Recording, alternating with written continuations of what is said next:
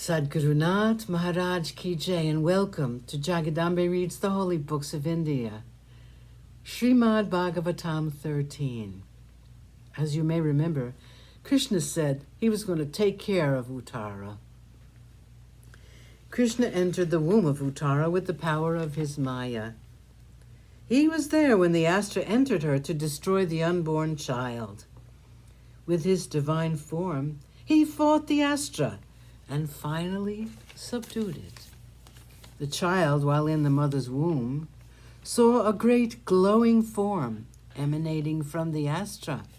It enveloped him and he thought that he was being burned. He then saw another form. He was as big as a thumb and he was beautiful. He had a golden crown on his head. There was a blue sheen on his body, like that of a cloud, and his dress was the color of lightning. He had 4 long arms, which were decked with bracelets. His earrings were glowing like golden fire, and his eyes were crimson with anger. He had a mace in his hand which he was twirling, and the mace was spitting fire like a lit-up torch. He was going round and round the child, and was holding at bay the Astra and its fire. For months he stayed in the womb of Uttara with the child. And finally, the power of the Brahmashirsha was quelled. And even as the full-grown child was looking, he vanished from his sight. Abhimanyu's son was born. There was a great rejoicing in the city of Hastina, and the child was called Vishnurata, since the Lord himself protected him and made a gift of him to the poor of a throne. And Krishna called him Parikshit, because the child, even when he was in his mother's womb, liked to look at the form of Vishnu and ask himself, who is this wonderful person dressed in yellow silk, wearing this lovely garland with the Gada in his hand, who is protecting me all the time? Who is he? He had begun to question about the form of the Lord even before he was born. 8. Krishna takes leave of Kunti. The excitement after the birth of the child had now subsided, and things were coming back to normal in the city and in the palace of Yudhishthira. Krishna knew that he had an unpleasant task ahead of him. He had to tell them that he wanted to go back to Dwarka.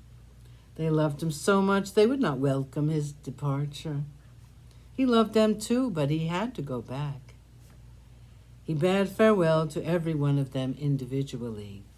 To Subhadra, his sister, to Draupadi, to Dhritarashtra, the old blind king, and to Gandhari, that saintly wife of the old king, and the Pandavas.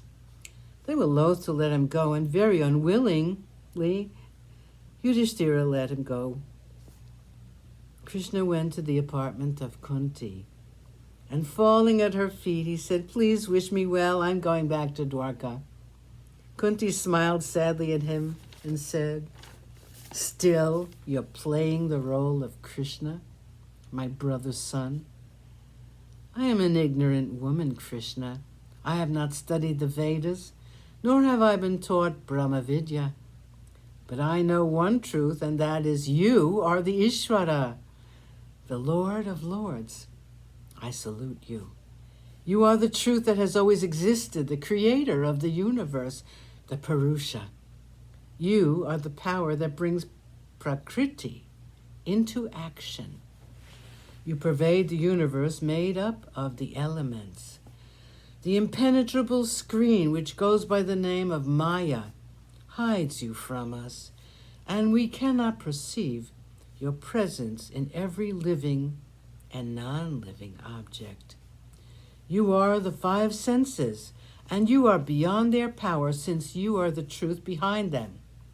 I know very little, but I know that you are the absolute truth. Sadgurunath Maharaj Ki Jai. Thank you for coming. I hope you come again.